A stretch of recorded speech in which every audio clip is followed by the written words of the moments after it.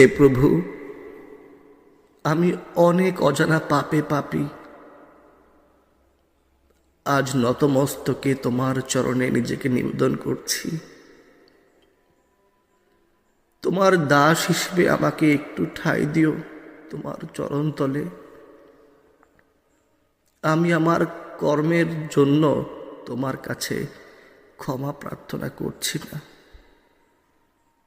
আমার কর্মের উপযুক্ত শাস্তিটুকু আমায় ভিক্ষা দিও এবং তা সহ্য করার শক্তি দিও, যাতে করে তোমার উপর থেকে আস্থা হারিয়ে না ফেলি। আমাকে সবসময় সঠিক ধর্মপথে রেখো। আমি বড়ই অধম হে প্রভু, ভক্তি শ্রদ্ধা নাহি বুঝি, তাই তো তোমার ভক্তদের মাঝে কেবল তোমাকেই খুঁজি। কৃপা করো প্রাণনাথ,